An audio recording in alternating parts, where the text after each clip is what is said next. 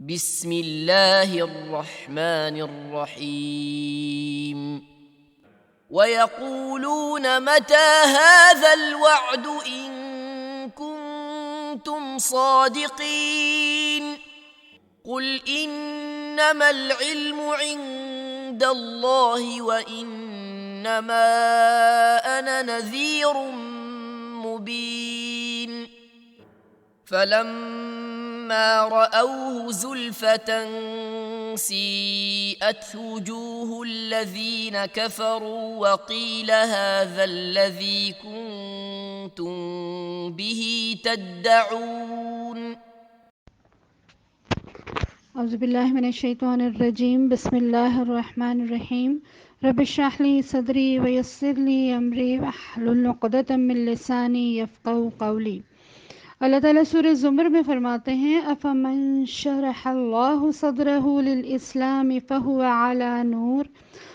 علی نور من ربہ فویل للقاسیات قلوبهم من ذکر اللہ اولئک فی ضلال مبین۔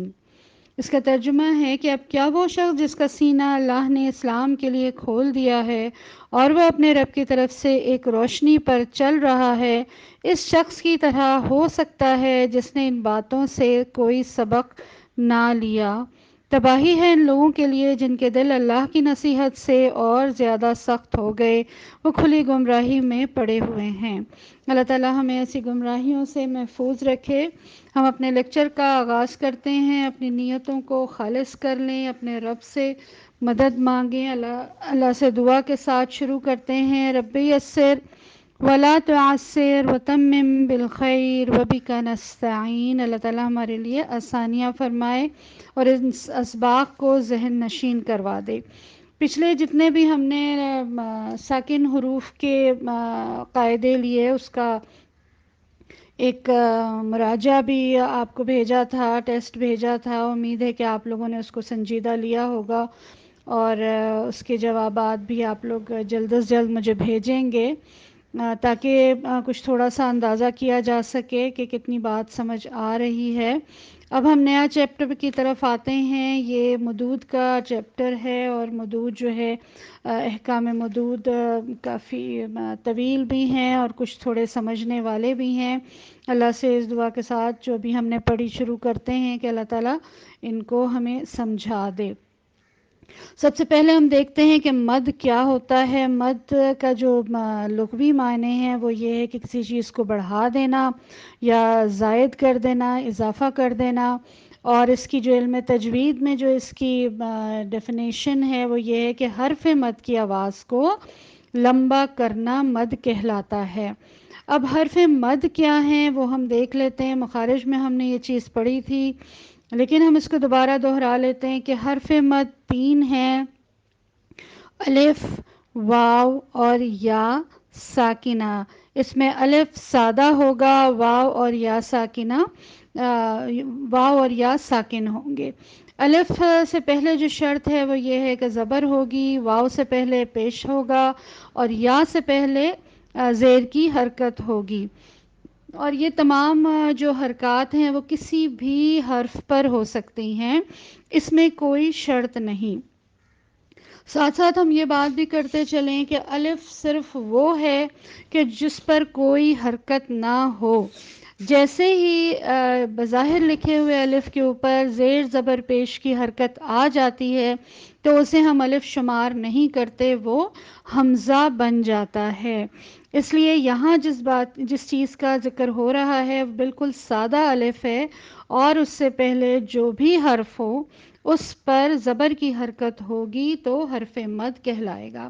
حرف مد جوف سے نکلتے ہیں، یعنی کہ آپ کے گلے سے منہ تک کی جو خالی جگہ ہے وہاں سے یہ تینوں حروف کی ادائیگی ہوتی ہے، اس شرط میں کہ اس سے پہلے زیر زبر پیش ہو اور ان حروف کی کوئی انتہا نہیں ہوتی۔ آپ ان کو جتنا چاہیں لمبا کھینچ سکتے ہیں یا آپ کی سانس کے ساتھ رواں رہتے ہیں۔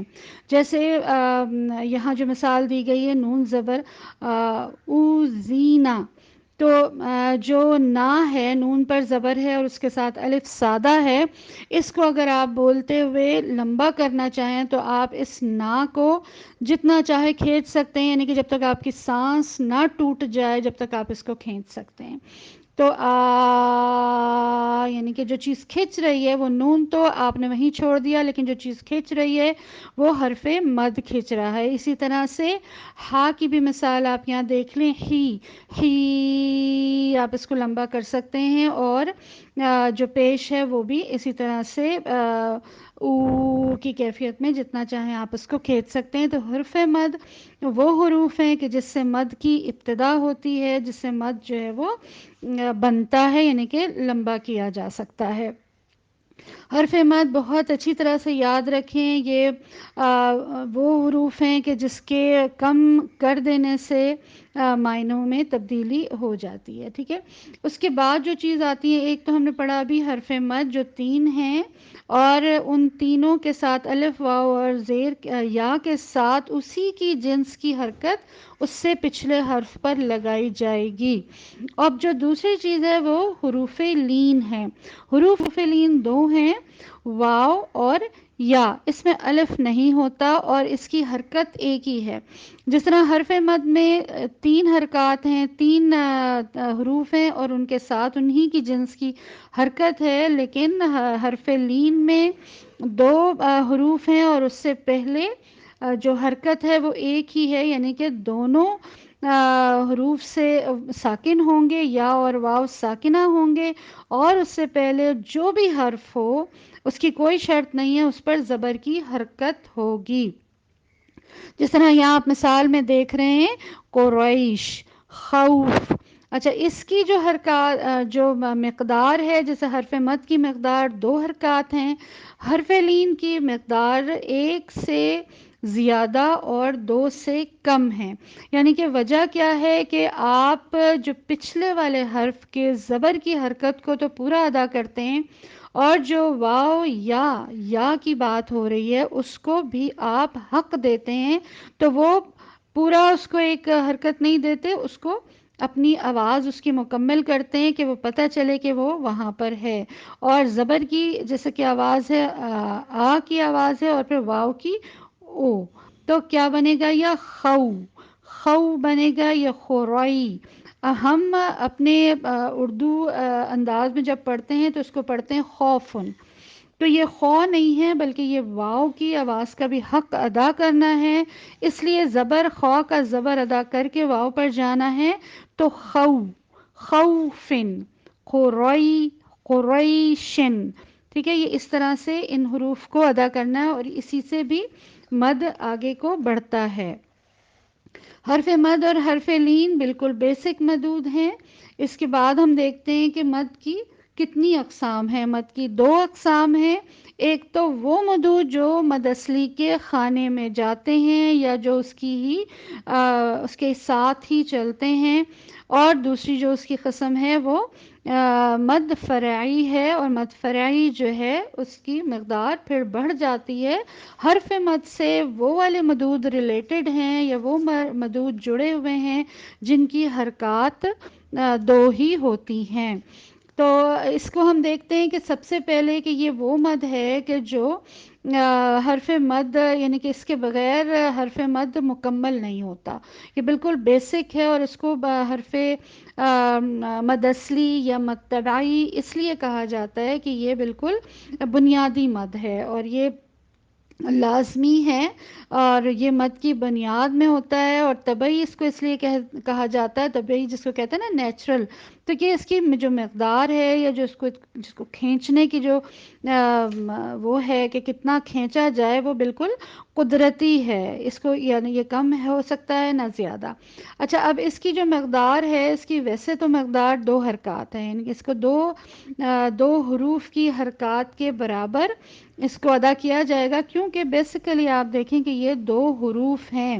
جیسے یہاں پہ نون پر زبر ہے اور اس کے بعد سادہ الف ہے، تو یعنی کہ نون اور الف دونوں ہیں، تو ان دونوں کو واضح کرنا ہے. اسی لیے اس کو جو ہے وہ اس کی دو حرکات خود بخود بن جاتی ہیں، اور اس سے مراد ہے کہ جو جو دو متحرک حروف کو ادا کرنے میں وقت لگتا ہے وہ اس کی مقدار بنتی ہے۔ اچھا، ہر حرکت کی جو مقدار کا انحصار کس بات پر ہے کہ جو پڑھنے والا ہے نا وہ کتنا اس کو، یعنی کہ ویسے تو اس کی مقدار دو حرکات ہے، لیکن بعض دفعہ پڑھنے والے کے اپنا ایک مزاج ہوتا ہے تو وہ اس کو کچھ تھوڑا سا لمبا کر دیتا ہے، تو وہ مطلب وہ اس کی اپنی مقدار ہو جاتی ہے ایک حرف کی۔ جیسے کوئی بات بہت آہستگی سے کرتا ہے، رک رک کے کرتا ہے، تو اس کا ایک الگ انداز ہوتا ہے، اور جو کوئی روانی میں تیزی سے پڑھتا ہے تو اس کی پھر مقدار حروف کی خود بخود کم ہوتی جاتی ہے۔ تو یہ اس کا انحصار پڑھنے والے کی اپنی رفتار پر ہوتا ہے، لیکن پھر اس پڑھنے والے کی رفتار جو بھی ہے اس فرد کو اس بات کا خیال رکھنا ہے کہ ہر حرف پہ برابر ہو، یعنی کہ ایسا نہیں کہ کہیں نون بڑھا دیا اور تا کم کر دیا اور جیم بڑھا دیا اور سین کم کر دیا، بلکہ وہ جو ایک اس کا ایک انداز ہے پڑھنے والا وہ یکساں ہونا چاہیے۔ تو ایک جو کہتے ہیں نا کہ آپ کی تلاوت میں بھی ایک ردم پیدا ہو اور سب کچھ، تو اس کا ویسے تو دو حرکات ہیں اس کی، لیکن بعض دفعہ پڑھنے والے کی اپنا مزاج کی وجہ سے تھوڑی سی کمی بیشی اس کی ہو جاتی ہے، کیونکہ وہی والی بات ہے نا کہ اس کو آپ کسی میجرمنٹ سے ناپ نہیں سکتے، اس کی آپ کی اپنی ایک کوئی مقدار ہوگی۔ ٹھیک ہے، اچھا اب دو تین مثالیں یہاں پہ ہم دیکھ لیتے ہیں کہ ایسے الفاظ جن میں دو حروف آ رہے ہیں، مد اصلی بھی اسی میں ہے اور ایک حرکت بھی اسی میں ہے، تو اس کو ہم کس طرح سے پڑھیں گے۔ سب سے پہلے جو ایک مثال ہے فَإِيَّايَ، فَإِيَّايَ، یعنی کہ جو پہلا والا یا ہے وہ زبر کے اور الف کے ساتھ ہے، اور جو دوسرا والا یا ہے وہ صرف ایک حرکت کے ساتھ ہے۔ تو اب ہم جب اس کو پڑھیں گے تو پہلے والے الف اور یا کی مقدار کو اس کا حق ادا کریں گے، اور جو اس کے بعد والا آ رہا ہے اس کو ایک حرکت دیں گے، جیسے فَإِيَّايَ، یعنی کہ ہم اس کو ایسے نہیں پڑھیں گے فَإِيَّايَ، ایسے نہیں پڑھیں گے، بلکہ اگلے والے یا کو اس کی اپنی ایک حرکت ہی ادا کریں گے۔ اور اسی طرح سے پھر آپ ایک اگلی مثال بھی دیکھ رہے ہیں، تعیدانینی، یعنی کہ یہاں پہ بھی دو نون ہیں، ایک نون زیر کے ساتھ ہے اور جو بعد والا نون ہے وہ یا اور زیر کے ساتھ ہے، تو اس کو بھی اسی طرح سے پڑھا جائے گا تعیدانینی، نینی، یعنی کہ آپ اس کو ایسے نہیں پڑھ سکتے تعیدانینی، نہیں۔ ٹھیک ہے، تو اس بات کا ضرور خیال کیا جائے کہ جہاں ساکنہ واو یا سادہ الف آ رہا ہے اس کی مقدار کو دو حرکات ضرور دینی ہے، ورنہ معنوں کی تبدیلی ہے۔ اور اسی طرح سے پھر ہم واو کی مثال بھی دیکھ لیتے ہیں، تدہینو، نون پہ صرف پیش ہے، تدہینو فیدہینون۔ ٹھیک ہے، تو اس میں بھی دو نون آئے، ایک پہلے والے لفظ میں صرف پیش کے ساتھ، اور اس کے بعد جو ہے وہ نون واو اور پیش کے ساتھ آیا، تو اس کی بھی حرکات کو ہم نے یعنی کہ اس کے مطابق ہی اپنی آواز کو وہ کرنا ہے کہ ایک حرکت یا دو حرکت۔ ٹھیک ہے، اس کے بعد جو مدود کی جو مقدار ہے وہ 2، 4، 5 یا 6 حرکات ہو سکتی ہیں۔ ان حرکات کو مقدار کے مطابق یکساں ہونا چاہیے، اور وہ ہم انشاءاللہ آگے وہ والے مدود بھی دیکھیں گے کہ جن میں یہ 2 سے زیادہ حرکات ہیں۔ مد اصلی کے خانے ہی میں جو ایک اور چیز جاتی ہے وہ 2 حرکات جو ہوتے ہیں اس میں حرف مقطعات ہیں کہ جو متبعی ہی کے خانے میں جاتے ہیں، اور اس میں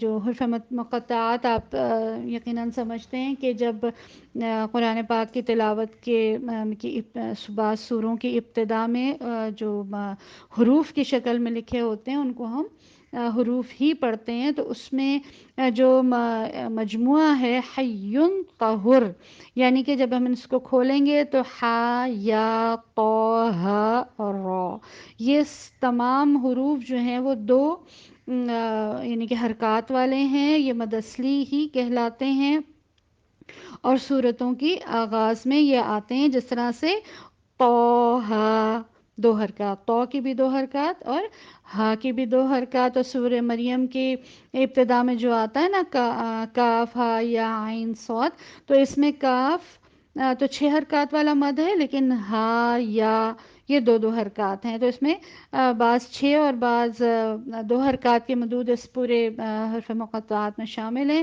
تو جہاں جو حرف آ رہا ہے اس کو ہم اس کے مطابق مقدار اس کی دیں گے. اور الف تو پھر سادہ الف ہی پڑھا جاتا ہے، جیسے مطلب الف لام میم ہے، اس میں الف سادہ ہی پڑھا جاتا ہے. تو آج ہم نے مد اصلی کو دیکھا، اور مطلب حرف لین اور حرف مد کے حروف دیکھے. اور جو مد کے حروف ہیں ان کو بہت اچھی طرح سے ذہن نشین کیجئے کہ الف سادہ ہو اس سے پہلے زبر ہو، واو ساکنہ ہو اس سے پہلے پیش ہو، یا ساکنہ سے پہلے زیر کی حرکت ہوگی تو یہ حرف مد کہلاتے ہیں. اور انہی سے پھر آگے مدود کی ایکسٹینشن ہوتی ہے، یا پھر ہم دیکھیں گے کہ کون سے اس کو ہم کتنا کھینچیں. لیکن مد اصلی بیسک مد ہے اور اس کی مقدار 2 حرکات ہے. اس کا انحصار پڑھنے والے کی اپنی رفتار پر ہے، اور پڑھنے والے کو اپنی رفتار کو بیلنس رکھنا ہے. یہ نہیں کہ کہیں 2 حرکات بڑھا دیں اور کہیں کم کر دیں کہیں، تو اس کو پڑھنے والے کو اس بات کا خصوصی خیال رکھنا ہے. اور حرف مقطعات میں حی طہر کو یاد رکھیں کہ یہ ان میں سے جو بھی حرف جہاں بھی آئے گا اس کی پھر 2 ہی حرکات ہوں گی. انشاءاللہ اگلا لیکچر ہمارا مدود کی آگے کی قسم دیکھیں گے کہ ہم حرف مد میں اور کون کون سے مد اصلی میں اور کون کون سے مدود آتے ہیں. جزاک اللہ خیر. ایک حدیث آپ کے سامنے رکھتی ہوں کہ حضرت ابو قتادہ بیان کرتے ہیں کہ رسول اللہ صلی اللہ علیہ وسلم نے فرمایا کہ آدمی اپنی موت کے بعد جو کچھ دنیا میں چھوڑ جاتا ہے اس میں سے بہترین 3 چیزیں ہیں. پہلی نیک اولاد جو بعد میں اس کے لیے دعائے خیر کرتی ہے، دوسرے صدقہ جاریہ جس کا اجر اسے پہنچتا رہتا ہے، اور تیسرے وہ علم جس پر اس کے بعد عمل ہوتا رہتا ہے. تو اللہ تعالیٰ سے اس دعا کے ساتھ اپنی بات کو ختم کرتی ہوں کہ اللہ تعالیٰ ہمیں وہ علم نافع عطا کرے جو ہمارے لیے بعد میں ہمارے لیے صدقہ جاریہ کی شکل میں ہمیں پہنچتا رہے. اللہ تعالیٰ قبول فرمائے. آپ سب سے امید ہے کہ سورہ ملک کی جتنی آیات آپ سن رہے ہیں ان کو یاد بھی کر رہے ہوں گے، اور ان کو جو ہے وہ اپنے روزانہ کی تلاوت میں اور اپنے تمام قواعد جو آپ نے ابھی تک سیکھے ہیں ان کے اوپر نظر بھی رکھتے ہوں گے. آج آپ کا ہوم ورک یہ ہے کہ جتنا بھی آپ شروع سے لے کے سورہ ملک کو دہرائی ضرور کریں، پہلی آیت سے، اور اس میں حرف مد اور حرف لین کو ضرور غور کریں اور ان کی مقدار اتنی ہی رکھیں جتنا ان کا حق ہے. اس کی مقدار کو کم یا زیادہ نہ کریں. کم کرنے کی صورت میں یہ مطلب ہوگا کہ ایک حرف جو وہاں لکھا ہے الف واو اور یا ساکنہ کی شکل میں وہ آپ نے ادا نہیں کیا، اور جب وہ آپ نے ادا نہیں کیا تو اس کا مطلب ہے کہ معنوں میں تبدیلی آ گئی. جیسے بہت کامن سی مثال دوں گی کہ لام پر اگر الف کے ساتھ زبر ہے تو لا یعنی کہ نہیں، اور اگر صرف لام زبر ہے تو اس کا مطلب ہوتا ہے کہ البتہ ضرور، یعنی کہ بالکل معنی الٹ جاتے ہیں. تو اس لیے بہت زیادہ اس بات کا خیال رکھیں کہ جہاں الف ہے اس کو ادا کریں، جہاں نہیں ہے تو وہاں ایک ہی حرکت دیں کہ معنی بالکل بدل جاتے ہیں. اللہ تعالیٰ مجھ سے اور آپ سے اس علم کو حاصل کرنا اور بیان کرنا قبول فرما لے. وآخر دعوانا ان الحمد للہ رب العالمین. والسلام علیکم ورحمۃ اللہ وبرکاتہ.